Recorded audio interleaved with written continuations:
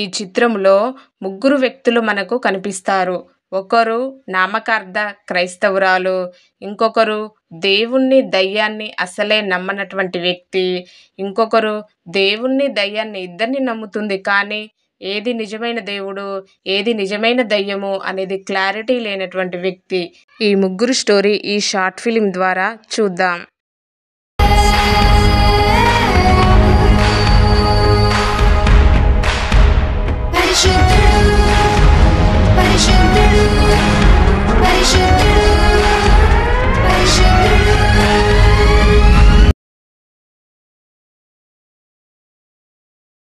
చెల్లె ఏం చేస్తున్నావే ఇంట్లో? చెల్లె ఏం చేస్తున్నారా? ఇంట్లో నుంచి బయటకే రావు అసలు. ఇంట్లో బయట ఏం జరిగేది చూడవా నువ్వు? ఏమైంది అక్క? ఏమైంది? పొద్దున్నే వచ్చినవి ఇలా? ఏమైంది అందిరా? ఈరన్న చచ్చిపోయింది. ఇంటి ఎదురు ఈరన్న ఇంట్లో సికాకులకి తట్టుకోలేక మందు పోసుకొని చచ్చిపోయిండు. చిన్న చిన్న పోరగాళ్ళు. అయ్యో అవునా అక్క? చిన్న చిన్న పిల్లలు ఎట్లా బతుకుతారో ఏమో. ఇక ఈ ఊరికి ఏమైందో ఏమో, నాకేం అర్థం కావట్లేదు అక్క. ఏమోరా, ఏమైందో ఏమో మరి. సరేరా చెల్లె, పోయేస్తా. ఇక బాగా వచ్చిన అలా ఇంటికి పోతానా? సరే అక్క. సరే, జాగ్రత్త. అమ్మా ఎగ్జామ్ కి టైం అవుతుంది అమ్మా. అమ్మ జాగ్రత్తగా వెళ్ళమ్మా. వెళ్ళేటప్పుడు కింద చూస్తూ నడువు. నువ్వు అసలే మీది కనలేదాని, కింద చూసుకుంటే నడువు. ఇవాళ అసలే అమావాస్య. కింద వాళ్ళు 3 బాటల కాడ కోడిగుడ్లు, నిమ్మకాయలు పెడతారు. అవి దాటకు. అవి దాటితే ఆ పరిస్థితి మంచిగా ఉండదు. మళ్ళీ అసలే ఊర్లో పరిస్థితి బాగాలేదు. సరే అమ్మా. అవన్నీ ఇప్పుడు ఎవరు పట్టించుకుంటారు? నీకేం తెలిసే? అసలు నీకేం తెలియదు. ఆగు, నువ్వు ఉండు.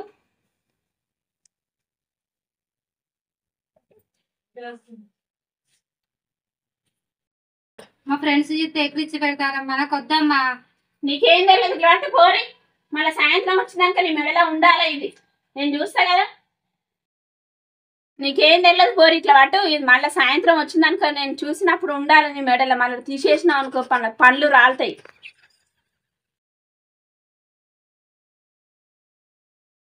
ఇంటర్ విద్యార్థిని దారుణ హత్య. అప్పుల బాధతో రైతుల ఆత్మహత్యలు. పేపర్ ఓపెన్ చేస్తే చాలు అన్ని చావు వార్తలే. పేపర్ ముట్టుకోవాలంటే చిరాకు పుడుతుంది. జల్ హే జీవన్ హే, జల్ హే జీవన్ హే సారాంశ్. దీని మీద ఎగ్జామ్ ఈరోజు, కానీ ఏం చదవలేదు నేను. ఏదో ఒక రాత్రంలో ఏముంది దీంట్లో.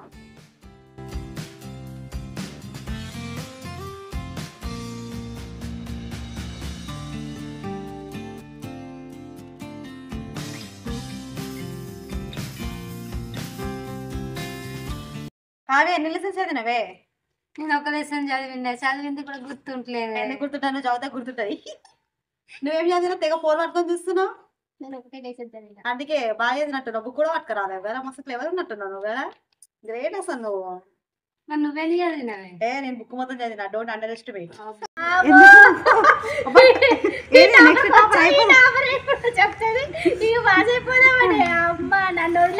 నన్ను కాదని పరిగెడదామా? నేను ఫస్ట్ ర్యాంక్ కి కాంపిటీషన్ నాకు నువ్వు. అవును అంతే కదా, అట్లనే ఉంటది కదా. అంటే ఒకరేమో ఎక్స్ప్లెయిన్ చేయమంటారు. అంటే నేను ఫెయిల్ అయిపోయినా పర్లేదా? నేను వదిలేయా, నేను వదిలేయా. నువ్వు ఫెయిల్ అయ్యా, నీ పక్కన బ్యానర్ వేపిస్తాను నేను కూడా. ఏం బాధపడకు. ఫెయిల్ అయినాక బాబు మహా ముదురు ఉన్నారే బాబు మీరు. ఇదేంది నల్ల దారం వేసుకొని వచ్చినావు? ఇది ఎప్పటి నుంచి? ఎందుకు వేసుకున్నది నల్ల దారంని? మా అమ్మ కట్టింది. మా ఊర్లో చాలా మంది చనిపోతారులే, దయ్యాలు అయితే తిరుగుతారులే అంట. ఊక దయ్యాలేంది తాయెత్తులేంది, దయ్యాలు లేదు దేవుడు లేదు. ఊక సచ్చినాక ఏమయ్యేదిలే, దానికోసం దయ్యాలట దేవుళ్ళట తాయెత్తులట. ఊక ఎందుకే అట్లా అంటావు? ఎవరి నమ్మకం వాళ్ళకు ఉంటది. అట్లా అనొద్దు కదా. నువ్వు కనపడకుండా వేసుకొని రావచ్చు కదా. అంత కనిపించినట్టు వేసుకొని రావాలా? కవర్ చేసుకో దాన్ని కనపడకుండా. కవర్ చేసుకున్నాను. ఇద్దరు సిన్సియర్గా చాలు కదా. ఉన్న కాడికి ఎగ్జామ్ టైం అయితే నడవని పోదాం. ఇంకేనా కూర్చుంటారా?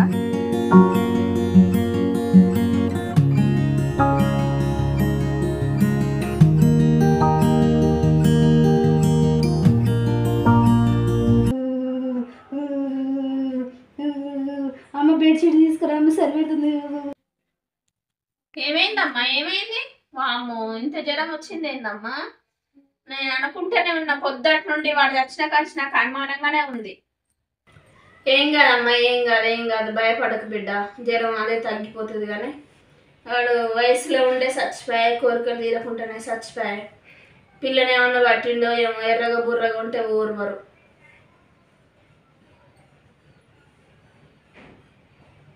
రేపు పొద్దున్నే వెళ్ళి ఆ మంత్రాల సాయకం చూపించాలి. ఏం కాదో ఏమో, పిల్లకి ఇట్లా అయిపోయాయి. వద్దులే అమ్మ, సండే రోజు చర్చికి వెళ్దాం. నీకేం తెలుసు అని ఊకో అమ్మ. మనం చర్చి పోతూనే ఉండాలి, అటు చేసేది చేస్తూనే ఉండాలి, అటు దాటే ఉండాలి, ఇటు ఇటే ఉండాలి. అంతే, దేవుని మీదనే భారం ఇస్తే ఎట్లా అమ్మా?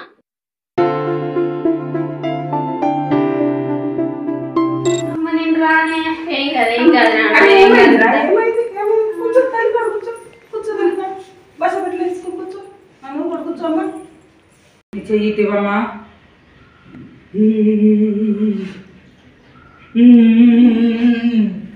మీ ఇంటి పక్కన వీళ్ళ చనిపోయాడు, వాళ్ళని పట్టాడు ఆత్మయ్యి, అందుకని మీ ఇంట్లో చికాకులు జరుగుతున్నాయి. నేను అనుకుంటానే ఉన్నా. అవునా అమ్మ, నిజమేనా చెప్పేది? నిజమే, నేను చెప్తుంది నిజమే.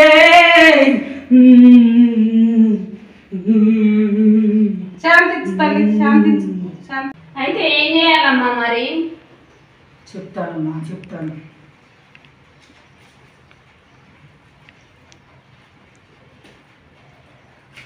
మంచి చిన్న నిమ్మకాయలు ఇస్తున్నానమ్మా.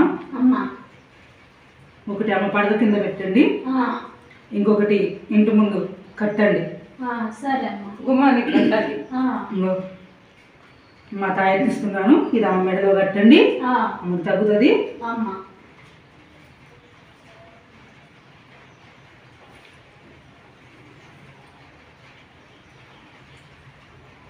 మీరేం భయపడతానమ్మా, తగ్గుతుంది. మళ్ళీ వారం పక్షాన మళ్ళీ రండి అమ్మా. సరే అమ్మా. మళ్ళీ ఇదే వారం రండి. సరే అమ్మా. సరే అమ్మా. సరే ఇంకెళ్ళండి.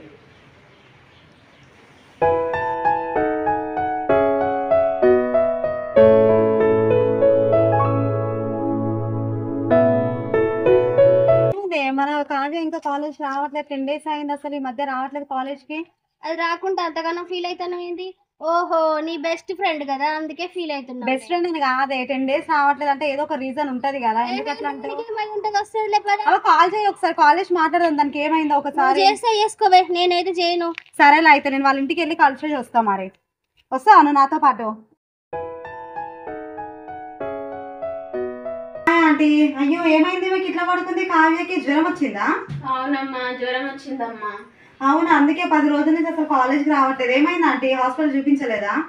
అమ్మా కావ్యకి 10 రోజుల కంచి జ్వరం వస్తుందమ్మా. మాకు తెలిసిన ఆమెకు అడిగి తీసుకుపోయి చూపిస్తే ఆమె మా పక్కింటి ఒక అతను చనిపోయిండు, ఆయన పట్టిండని చెప్పిందమ్మా దయ్యమై. నువ్వు కూడా బయట తిరగకమ్మా, పరిస్థితులు బయట బాగలేవమ్మా. అవునా, చనిపోయిన వాళ్ళు నిజంగా దయ్యాలు అవుతారా ఆంటీ? అవునమ్మా, చనిపోయిన వాళ్ళు దయ్యాలై తిరుగుతారమ్మా బయట. మీరేమో చెప్తే వినరు. సాయంత్రం మంచిగా తలస్నానం చేసుకొని అంతా ఇరవోసుకొని బయట తిరుగుతారు. అవునా ఆంటీ, కావ్యకి అందుకే జ్వరం వచ్చిందా ఆంటీ? సరే ఆంటీ, ఎందుకైనా మంచిది మీరు ఒకసారి హాస్పిటల్ తీసుకెళ్ళండి తనని. నా టైం ఏంది ఆంటీ, నేను వెళ్తాను.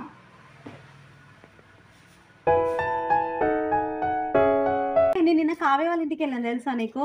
ఎందుకు ఆంటీ ఆమె రావట్లేదు అని అంటే, అమ్మాయికి బాగా జ్వరం వచ్చింది అని చెప్పి చెప్పింది. ఎందుకు ఆంటీ అట్లా అయింది అంటే, వాళ్ళ ఇంటి పక్కన ఉన్న అతను చనిపోయి దయ్యం అయ్యాడని చెప్పి చెప్పింది. అంటే నిజంగానే తనకి దయ్యమై పట్టిందంటావా చెప్పు ఆమెకి? ఈ కాలంలో దయ్యాలేంటి? ఎందుకు ఉండవు దయ్యాలు? ఏంటి ఉంటాయి కదా దయ్యాలు, ఎందుకు ఉండవు? నాకు కూడా ఎందుకు ఉంటాయేమో అని అనిపిస్తుంది నాకు. ఇదంతా ఉత్తదే, దయ్యాలు లేవు, ఏం లేవు. ఆపు నువ్వు. లేదే, ఇప్పుడు ఇగో అందరూ దేవుడు ఉన్నాడు అన్నప్పుడు దయ్యం అనేది ఎందుకు ఉండదు? ఉంటది కదా. నిజంగా ఒక దయ్యం లేకపోతే వాళ్ళ అమ్మ ఎందుకు అంటది నా కూతురు దయ్యం పట్టింది, అందుకే ఆరోగ్యం బాగాలేదని ఎందుకు అంటది? అంటే దయ్యం ఉందనే కదా. నేను ఇవన్నీ నమ్మనే. నువ్వు నమ్మకు, కానీ అసలు దయ్యం ఉందా లేదా, చనిపోయిన వాళ్ళు అసలు దయ్యాలు అవుతారా కాదా అనేది ఇప్పుడు తెలుసుకోవాలి. నువ్వు తెలుసుకునే ప్రయత్నం కూడా చేయవా కనీసము? అసలు ఏది పట్టించుకొని, ఇదంతా ఉత్తదేనే. అంతే, నువ్వు ఏది నమ్మకే, దేవుడు నమ్మకు, దయ్యం నమ్మకు, అసలు ఏది నమ్మకు నువ్వు, అసలు అర్థమవుతుందా? కానీ నేను తెలుసుకుంటా అసలు నిజంగానే దయ్యాలు ఉన్నాయా లేవా, చనిపోయిన వాళ్ళు నిజంగానే దయ్యాలు అవుతారా కాదా అని నేను తెలుసుకున్నాక నేను నీతో మాట్లాడతాను. నేను మిమ్మల్ని ఒకటి అడుగుతానా, నాకు చెప్తారా? చనిపోయిన మనుషులు నిజంగానే దయ్యాలు అవుతారా? వాళ్ళ ఆత్మ ఎక్కడికి వెళ్తారు అసలు? గాలి కలిసిపోయింది వాళ్ళ ఆత్మ. అంతేనా? ఎక్కడికి వెళ్ళాలి? ఎక్కడికి వెళ్ళదు. దయ్యాలు ఉండవా అయితే? దయ్యాలు ఏడు. బా నేను చెప్పిన ఆన్సర్. అమ్మ చనిపోయిన దయ్యాలు అవుతారా కారా? దయ్యాలు లేదు, దేవుడు లేడు, ఎవరు లేరు. ఎవరు లేరంటే ఎవరు ఎవరు లేరు.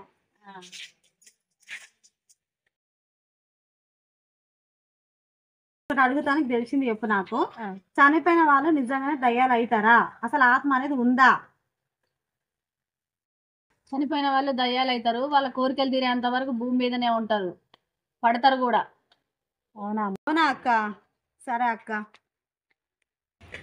నాకు తెలిసిన విషయం అక్క ఉంది కదా, ఆ అక్కని అడుగుతా అసలు నిజంగా దయ్యాలు ఉన్నాయా లేవా అని. హాయ్ అక్క. హాయ్ రా, ఇలా వచ్చావేంటి?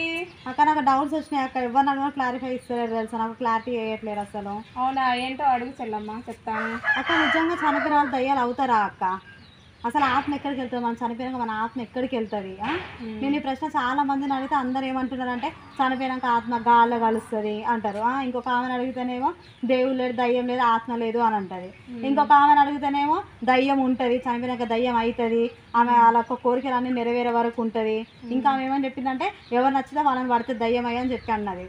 అసలు ఏంటిది? అసలు నిజంగానే ఈ లోకంలో దయ్యం అనేది ఉందా? చనిపోయిన దయ్యాలు అవుతారా? మన ఆత్మ చనిపోయినాక ఎక్కడికి వెళ్తారు అసలు? ఎవరిని అడిగితే తెలుస్తుంది ఇది? ఓకే సిస్టర్, మీరు అడిగిన క్వశ్చన్స్కి వాక్యానుసారంగా మనము ఆన్సర్ చూసుకుందాము. నిజంగా దయ్యాలు ఉన్నాయా? చనిపోయిన వాళ్ళే దయ్యాలుగా మారుతున్నారా?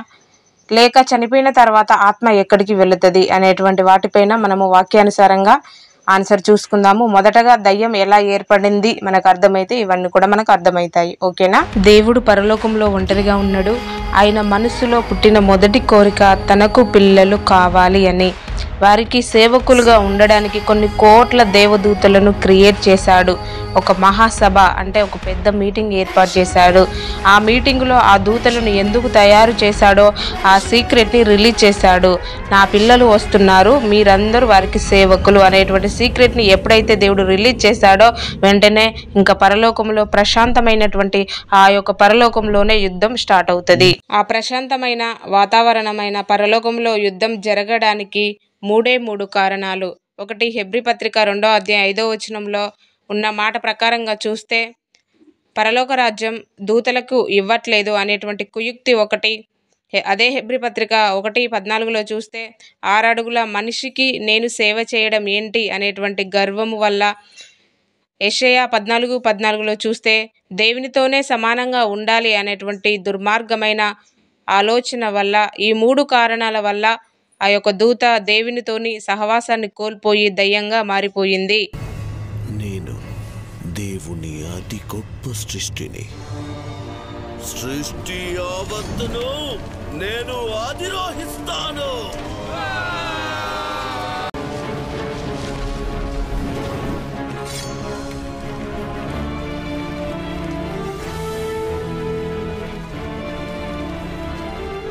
పదండి ముందుకి.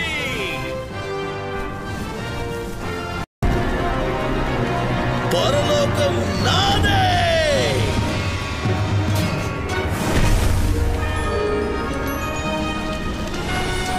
లూసిఫర్,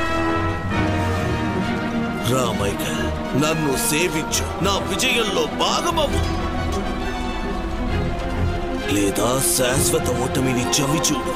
నేను నీకు భయపడను లూసిఫర్, ఎందుకంటే నేను ప్రభువును సేవిస్తున్నాను. నీ కర్మ.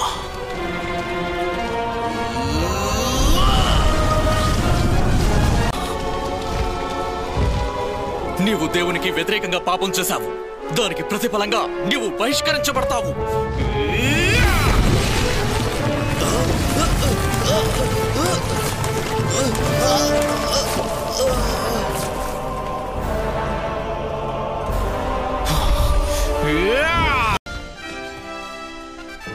తేజో నక్షత్రమా, వేకువ చుక్క, నీవెలా ఆకాశం నుండి పడితివి.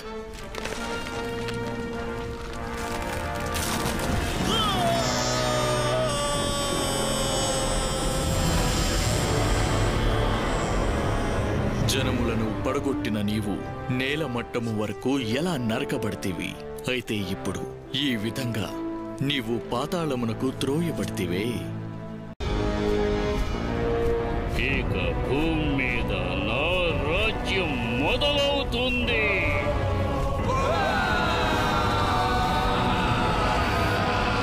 ఇలా పరలోకంలో యుద్ధం జరిగి దయ్యము ఏర్పడింది. కానీ చనిపోయిన వాళ్ళు దయ్యాలు కారు. యోబు గ్రంథము 7వ అధ్యాయం 9వ వచనంలో చూస్తే, మేఘము విడిపోయి అదృశ్యమగునట్లు పాతాళమునకు దిగిపోయిన వాడు మరి ఎన్నడూను రాడు. ఇలా చూస్తే మనకి చాలా రెఫరెన్స్ ఉంటాయి. పాతాళానికి దిగిపోయినటువంటి వ్యక్తి మరలా భూమి మీదకి వచ్చి దయ్యాలై పట్టడం అనేది మూఢనమ్మకము తప్ప అది వాక్యానుసారంగా చూస్తే నిజము కాదు.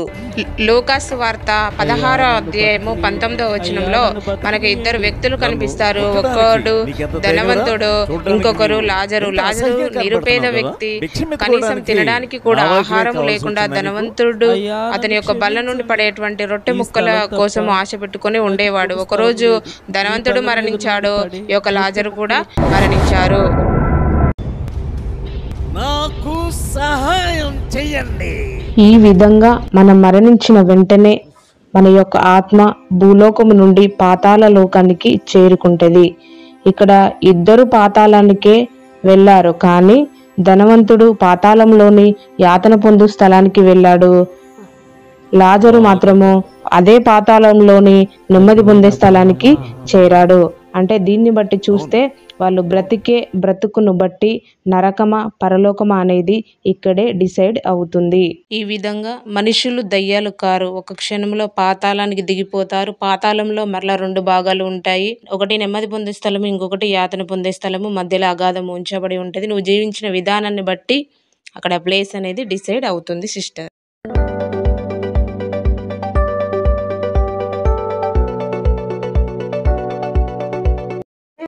Hi hi. ఏంటి ఇలా వచ్చావు? సరే కూర్చో. ఓకే. మనుషులు అసలు దయ్యాలు అవుతారా లేదా అని నాకు డౌట్ ఉండే కదా. ఇప్పుడు దానికి నాకు ఆన్సర్ దొరికింది. బైబిల్లో చాలా క్లియర్గా ఉంది, చనిపోయిన ప్రతి ఒక్కరు కూడా ఒక్క క్షణంలో భూలోకం నుండి పాతాళ లోకానికి వెళ్తారు అని, అదేవిధంగా తిరిగి వచ్చే అవకాశం లేదు అని. సో మనుషులు దయ్యాలు కారు. మనం ఈ లోకంలో జీవించే విధానాన్ని బట్టే నరకానికి వెళ్తామా లేక పరలోకానికి వెళ్తామా అనేది డిసైడ్ అవుతుంది. నమ్మవే బాబు, నువ్వు అసలు దేనిని నమ్మేలాగా లేవుగా. ఈ లోకంలో ఉన్నప్పుడే నువ్వు మారడానికి నీకు ఛాన్స్ ఉంటుంది.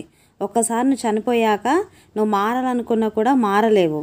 కావాలంటే ప్రతిరోజు 8 గంటల నుండి 8:30 వరకు బైబిల్ స్టడీ ఉంటుంది. అందులో జాయిన్ అవ్వు, నీకు అన్ని విషయాలు తెలుస్తాయి. బైబిల్లో ఉన్న ప్రతి పఠనము ప్రకృతిలో ఉంది అని కూడా తెలుస్తుంది. సైంటిఫిక్గా కూడా మనము బైబిల్ని ప్రూవ్ చేయవచ్చు. నన్ను నమ్మవే, పరలోకం ఉంది, నరకం ఉంది. నువ్వు ఇదంతా చెప్పిన తర్వాత నాకు నమ్మాలనిపిస్తుంది. అరే మరి మన ఇద్దరికి నిజమేంటో తెలిసింది కదా, కాబట్టి మనం ఈరోజు కావ్య వాళ్ళ ఇంటికి వెళ్దాము. వెళ్ళి వాళ్ళ మమ్మీకి చెప్దాము. ఎందుకంటే వాళ్ళ మమ్మీ తెలియక ఎక్కడెక్కడికో తీసుకెళ్తుందిరా.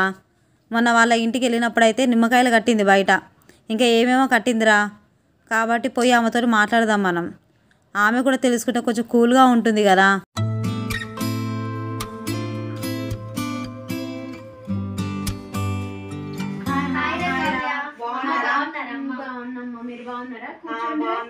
కూర్చోండిరా. కావ్య ఎలా ఉంది, నీ హెల్త్ సెట్ అయిందానే? ఏముందమ్మా, ఏమీ తినట్లేదు, ఊరికే నీరసంగా ఉంటుందిరా. ఇంకా ఇప్పుడిప్పుడే అట్లా మామూలుగా ఉంటుందిరా. హాస్పిటల్ తీసుకెళ్లారా అమ్మ? అమ్మ చాలా తిప్పుతున్నమ్మా, అసలు చాలా డబ్బులు ఖర్చు అవుతున్నాయి, కానీ పిల్ల ఏం బాగుపడట్లేదమ్మా.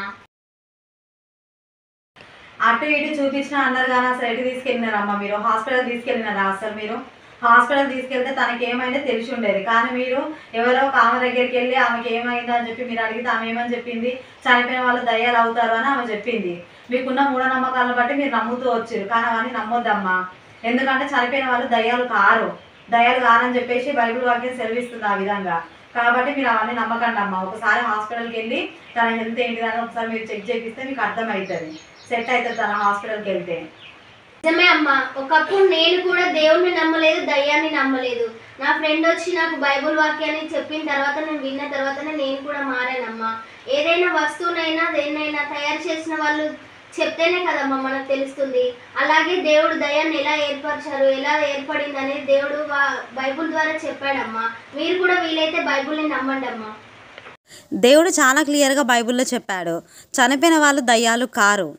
పరలోకంలో జరిగిన యుద్ధంలో ఓడిపోయినటువంటి దూతలే ఇప్పుడు దురాత్మలుగా పనిచేస్తున్నాయి.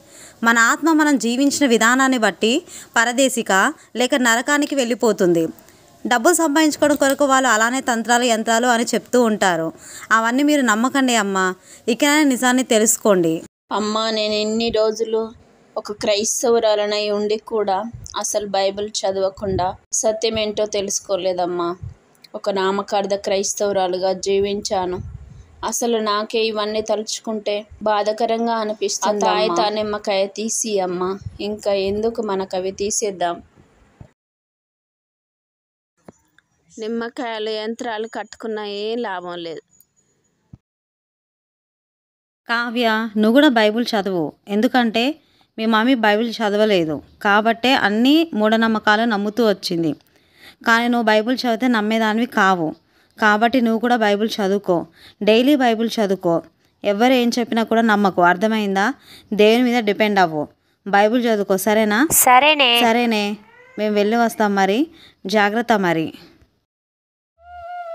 ఇలా మూఢనమ్మకాల వల్ల చాలామంది హాస్పిటల్కి వెళ్లకుండా ప్రాణాలను కోల్పోయారు. హాస్పిటల్కి వెళ్ళకూడదు అనుకుంటే ప్రకృతిలో మెడిసిన్ ఎందుకు పెడతాడు దేవుడు? పొట్టకూటి కొరకు పంచాంగాలు, భూత వైద్యులు అని డబ్బు కొరకు చెబుతూ ఉంటారు. మనుషులు దయ్యాలు కారు. అలా చెప్పే వారి మాటలు నమ్మి ఎవరు మోసపోకూడదు.